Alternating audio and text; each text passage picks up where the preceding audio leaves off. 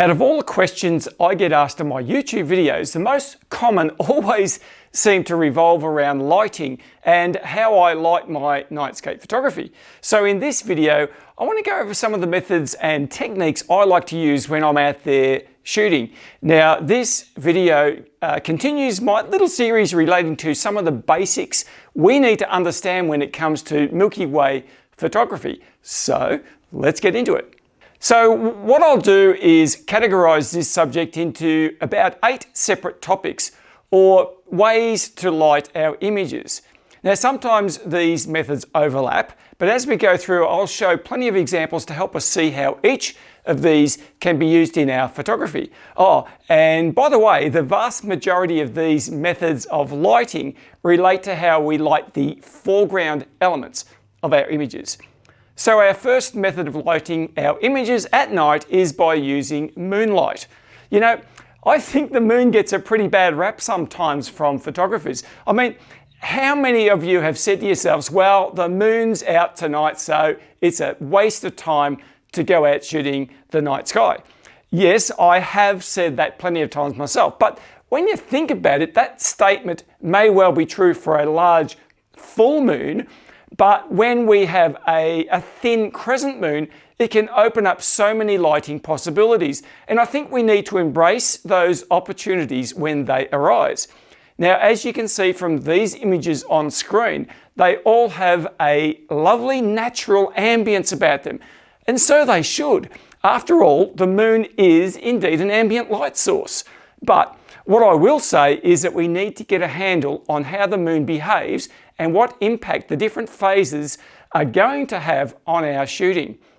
Now, the vast majority of my moonlit photos are taken without showing the moon in the shot. But as you can see here, it is possible to include the moon for that little added vibrance that it brings. Now, as a rule, if the moon is in the shot, then the stars themselves will be harder to see. So for that reason, I usually keep the moon out of the frame. The moon goes through a lot of stages, or phases as they're called, and I prefer to shoot when the moon is less than about 30% of brightness. This will give a good balance between seeing the stars clearly, but also having enough light to illuminate the foreground. So when would I choose to use moonlight for my nightscape photography? Well, for me, it's usually when I'm shooting a vast landscape scene and there's just no way I could light that scene using any other method. Now, just one thing to keep in mind regarding moonlight. It's a fairly flat light source, especially when high in the sky. But one thing that you can take advantage of is the way that it backlights clouds. I find that to be a really cool feature indeed, especially those thin, high-level clouds. All right, so moving on to method 2 for lighting our nightscape images, low-level lighting. So, what exactly is low-level lighting, you may ask? Well, this is the term given to explain how one or more lights are placed into our scene, but set to a very low level to light a foreground. Now, often these lights are set so low that you can hardly even see the light with the naked eye at all. But of course, the camera sees plenty of light during its long exposure sequences. Now, I guess one of the main benefits of low-level lighting is that you can get more than one direction of light onto the scene, unlike moonlight, which only comes from one angle. Now, you may wonder why that's important. Well, for me, lighting is always more dynamic when the light sources are placed on angles. I'll never light anything directly from the camera angle because all this does is create a flat and lifeless image.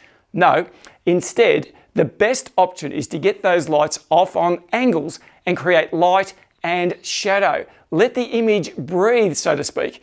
I mean, it gives mystery and I guess a little drama to the shot. Now, another really handy use of low-level lighting is if you're shooting a nightscape panorama.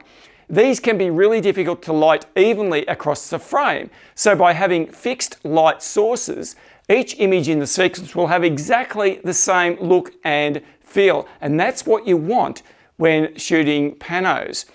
Another common use for low-level lighting is time-lapse shooting, and I use this method all the time. Sometimes just a single light is all that's required, but the results can be really amazing. When you set up the lights for low-level lighting, you need to experiment with the exposures until you're happy with your settings. And from there, you won't have to change anything for the rest of your shoot. So simplicity and consistency are the hallmarks of low-level lights. Oh, and also they're a lot less likely to upset anyone else who may be in the area while you're shooting. Now, when I say simplicity, that doesn't mean that you can't add as many lights as you need to get the final result. In fact, I do this all the time. Just keep adding what you need, sort of like building the light level until you're happy. All right, so my next method of lighting is, well, somewhat spontaneous, but nevertheless, it's something I've used successfully for many years now. And that is simply making use of passing traffic to light a scene. Now, this does require a fair bit of practice to get right because you often have to wait a while for a car or a truck or something to come along the road to provide the lighting. I've even used train headlights. And as well as that, we don't often know how much light we need until we see it on the camera screen. But it is still a very valid method of providing good directional lighting to an image. Some of the shots you can see here were a real stab in the dark, to be honest. While for others, I just waited in hope until some vehicle made its way up the road. But in the end, I've been really happy with the results I've been able to achieve using this method. Yes, sometimes there is a bit of luck involved, but if you add this concept to your arsenal of lighting techniques, you may well be pleasantly surprised by the outcomes. Anyway, let's move on to my favorite method of lighting, what I call my fine art light painting method. Now, if you've followed my channel for any length of time at all, you would have seen many examples of this in my work. It's something I've constantly developed over many years, and to be honest, it's my go-to method of lighting, especially for close-up and intimate foreground subject matter. You see, for me, the foreground plays a vital role in all of my images. I'm always searching for the best possible way of highlighting the features and the shape of a foreground subject. So this method of lighting involves lighting the scene from many different angles to introduce multiple shadows and textures into my scene. But once again, I'll never light from the same angle as the camera. Then those light painted shots are blended into the background night sky to create the final image. Now, once again, there are many ways to do this, and I have many videos going through the intricate details of this method. But suffice to say that I find this the most artistic and expressive way of portraying the scene that's before me. Photography is inherently an art form, so we need to find ways to express our art using the tools we have at our disposal. Like many things relating to art, sometimes less is more. And probably the hardest thing to recognize is when we take the lighting too far and oversaturate the scene, thereby losing the shape and the texture and dynamics that we wanted in the first place. Now, this sounds simple, but let me tell you, it isn't. It takes a lot more skill to recognize how to keep an image subtle than pretty much anything else. Now, I don't want you to think you have to make the scene look like it isn't lit artificially. No, that's not what I'm talking about. I think the essence of the light painted image is actually in the vibrance and the wow factor.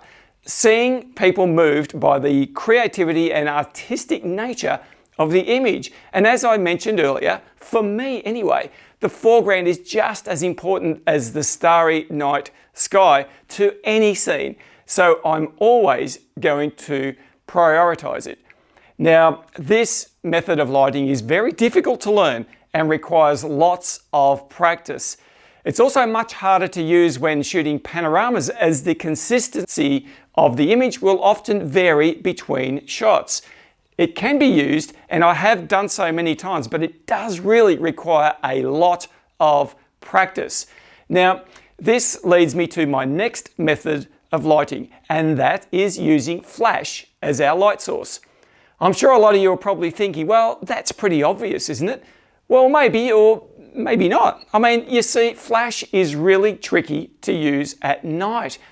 It's a lot harder to control, and it can be quite an indiscriminate light source. Now, what do I mean by that? Well, by definition, a flash is very directional, and unless controlled with modifiers, it can also be really bright and what's known as a hard light. Now, to be honest, pretty much all of the lighting methods I'm discussing today would be considered hard light, but some of the others have ways of minimizing the hardness of the light. Flash, on the other hand, generally needs a large umbrella or softbox or something like that to achieve this. But these are really quite impractical when out there shooting at night. So, do we use flash to light our nightscapes? Yes, of course we do, but for me personally, I like to keep them for a particular use, and that's when I want to include people into the shot. Okay, so why is that? Well, compared to the other lighting sources I've mentioned, flash is an instantaneous burst of light, triggered when the camera shutter is released. So by incorporating that burst of light, we find that our subjects, now people in this case, are frozen by the flash of light. So even if we have a long exposure, that instant when the flash fires is lighting our foreground scene. We still need a long exposure to capture the background night sky though, but for the rest of the exposure time, our foreground is in darkness and really not exposing too much at all in the camera. So the result of this is that our people are nice and sharp in the shot. You see, people tend to sway and move a little, especially when standing up, and that flash burst will not show that movement in the image. So as you can see from my images, this method is very effective when adding individual or even groups of people to the shot. You can use as many flash units as you want, but be warned that as you add more flashes, the level of complexity will grow with it. I'd suggest starting with one flash unit and just add more as you go and just see what the difference they make. Okay, so our next category of lighting is to use mixed lighting sources. And by that, I mean using two or more of the methods I've mentioned already to get the desired outcome. So a common implementation of this is to use low-level lights and light painting together. You can see from many of these images that the light inside the buildings is a constant low-level light, but the lighting on the outside is produced by a flashlight and lit from multiple angles. I sometimes like to use flash with low-level light as well as that to get a different vibe to an image. And that's really what this video is all about. Lighting will always affect an image in a certain way, and the various types of lights will display differently from each other. And again, this is a way of interpreting our creative or our artistic expression. It's as simple as that. Light painting is exactly that, painting with light. It's no different to painting with oils or acrylic paint on a canvas. All right, well, look, I'm starting to get a bit carried away, so let's move on. Now, I'm sure many of you are thinking to yourselves, well, I really don't like all this light painting business. I prefer natural starlit images. Okay, so let's have a look at that method of lighting. A lot of people, me included, like to take an extra long exposure of our foregrounds without any added light source at all. I like to call this long exposure ambient lighting. So by incorporating these long exposures for the foreground, we enable our camera to expose more correctly, and we end up with a higher signal to noise ratio. And what that effectively means is that by exposing longer, we end up with less noise. You can also stack a number of these long exposure foregrounds for an even cleaner final image. Now this works really well and gives an image that is very realistic to what we see when we're out there in the dark, except it's brighter and sharper. I especially like to use this method when combined with tracking the night sky. And as you can get really good equivalent exposure with the sky and landscape. And what that effectively means is that the foreground and sky exposures look right when they're blended together. And in the end, that's always what we strive for in our editing. I also tend to use this method when I'm in a very dark sky location on a moonless night. If I want to light a foreground, especially a distant landscape scene, then this is pretty much the only way to do it. Now, to be honest, this method is pretty easy to incorporate and should be at the front of our mind whenever we go out to shoot. If you struggle with the concept of light painting, then this tried and true method will get you really good results. Now, before I finish this video, I'd like to mention another category that, to be honest, I struggle to come up with a name for. So I've called it no light. The most common interpretation of this would be silhouettes, commonly used especially by beginners. But in the right circumstances, they can be a very powerful image. My suggestion when shooting silhouettes would be to try and keep our foreground subject lines very clear and defined. Try not to intersect too many background elements because these will muddy up the image and make it too busy. When using silhouettes, the stars in the background really shine. And hey, what's not to like about that? Some of the other things you could include into this category might be auroras. They light up the sky and look absolutely amazing. In fact, sometimes we don't need to see anything else.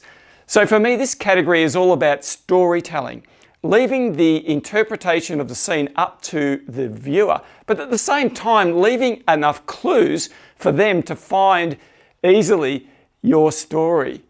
So there you go. That's my little discussion on lighting. Now, of course, each of these topics require a whole lot more discussion, which I have done already in many videos, and I'm sure I will revisit these techniques many more times in the future.